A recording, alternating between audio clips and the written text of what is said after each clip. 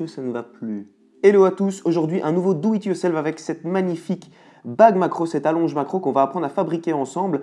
Alors bon, esthétiquement elle n'est pas folle, ok, c'est tout simplement dû au fait que j'ai été rajouter du scotch alentour déjà pour la solidifier un petit peu plus et aussi pour éviter qu'il y ait le moindre rayon de lumière tout simplement qui rentre dans notre allonge. Et donc le scotch noir permet qu'elle soit totalement opaque et c'était tout de même important. Donc elle n'est pas super belle, mais en tout cas elle fonctionne très très bien et je crois que c'est le plus important. Alors le principe de la macrophotographie reste relativement simple. Vous savez très certainement que pour chaque objectif, eh bien, il y a une distance de mise au point minimale, ce qui veut dire qu'en deçà de cette distance, vous ne pourrez pas faire la mise au point et chaque objectif a sa propre distance minimale. Alors elle équivaut à peu près à 10 fois la focale de votre optique. Donc, par exemple, ici, j'ai un 50 mm, comptez à peu près 50 cm minimum pour pouvoir faire la mise au point sur votre sujet. En dessous de 50 cm, votre sujet sera tout simplement flou, il y aura impossibilité de faire la mise au point.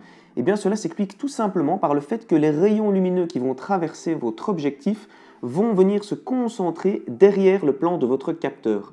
Alors qu'en réalité, pour avoir un sujet net, eh bien, il faudrait que ces rayons lumineux se concentrent sur le plan capteur parfaitement. Vous le savez peut-être déjà, mais il existe en réalité 3 solutions qui vous permettront de faire la mise au point sur un sujet qui se trouverait plus proche que la distance minimale de mise au point de votre objectif. La première, ce sera d'utiliser une lentille qui viendra se glisser, donc se visser frontalement à votre objectif et qui vont dévier les rayons lumineux afin que ceux-ci se concentrent donc plus proche et donc sur le plan de votre capteur. La seconde solution est d'utiliser tout simplement un objectif macro dont la composition interne est différente et qui permet de nouveau de concentrer les rayons lumineux afin de pouvoir vous rapprocher toujours plus de votre sujet. L'avantage de cette méthode qui reste malgré tout la plus chère des 3, eh bien c'est que vous pourrez toujours utiliser votre objectif au maximum de ses capacités, ce qui veut dire que vous pourrez toujours faire la mise au point à l'infini, ce que vous ne pourrez pas faire avec les 2 autres méthodes. Alors la troisième solution est donc celle que nous allons approfondir aujourd'hui. Elle consiste tout simplement à reculer l'endroit où se trouve votre capteur afin que donc, les rayons lumineux se concentrent exactement sur celui-ci. Et pour cela, il faudra donc ajouter un élément entre votre objectif et votre appareil photo et votre capteur et ce sera effectivement la bague macro que nous allons apprendre à fabriquer aujourd'hui. Pour fabriquer votre bague macro, vous aurez besoin entre autres d'un tube en PVC, donc moi c'est tout ce que j'ai trouvé chez moi, j'ai décidé de ne pas faire de frais inutiles, donc je garderai celui-ci. D'un bouchon qui vient protéger la lentille arrière de l'objectif que vous allez utiliser pour faire votre bague macro. D'un bouchon qui protège le capteur de votre appareil en lui-même. D'une colle bien résistante, alors moi pour le coup j'ai pris de la colle à PVC. Après, si vous avez un pistolet à colle, ça fera amplement l'affaire, évidemment. D'une visseuse et dessus, de quoi percer vos 2 bouchons. Je sais d'expérience que la longueur de la longe que vous allez créer dépendra de la focale que vous allez utiliser avec. Pour une focale courte qui oscillerait dans les 24-28 mm, je vous conseille de créer une allonge d'environ 5-6 cm.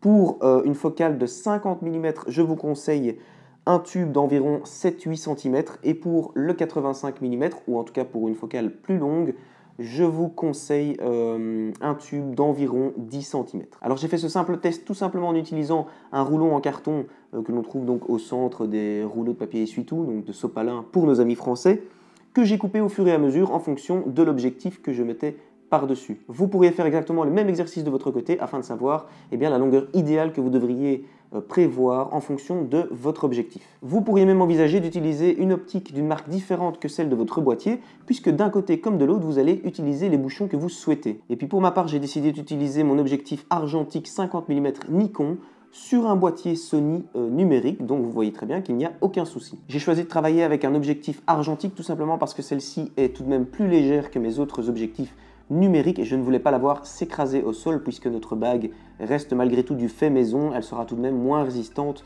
qu'un tube alu que vous aurez pu acheter en magasin ou dans sur un site dédié. Voici donc maintenant la marche à suivre pour créer votre bague macro. Découpez votre tube à la longueur souhaitée en fonction des différentes mesures que je vous ai données là tout à l'heure par rapport à votre focale.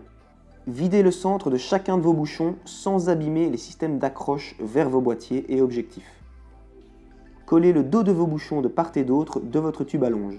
Aucune lumière ne doit pénétrer dans le tube, c'est pour ça d'ailleurs que de mon côté j'ai rajouté du scotch noir et bien opaque par-dessus. Il est maintenant temps de tester votre superbe création, soyez tout de même prudent si vous utilisez un objectif relativement lourd afin que le poids ne brise pas les jointures entre la bague et le bouchon. Maintenez tout de même votre optique afin d'éviter un malencontreux accident.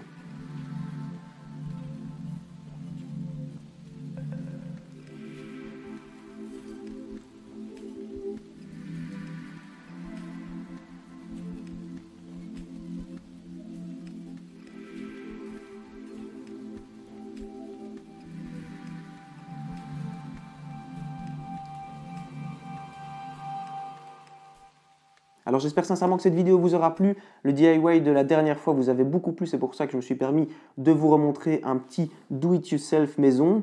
J'espère que celle-ci vous plaira tout autant. N'hésitez pas à me le faire savoir en commentaire ou avec un petit pouce bleu. Et puis si c'est le cas, eh bien, je vous demanderai juste encore 30 secondes de votre temps. Vous retrouverez en description un petit lien qui vous renverra vers un formulaire Google Form qui me permettra de connaître vos envies et vos besoins en photographie afin que je puisse y répondre dans les prochaines vidéos. Donc vraiment, si vous avez 30 secondes à m'offrir, ce serait vraiment super. Je vous remercie déjà beaucoup d'avance et puis pour ma part, je vous dis à très vite dans une prochaine vidéo. Bien à vous.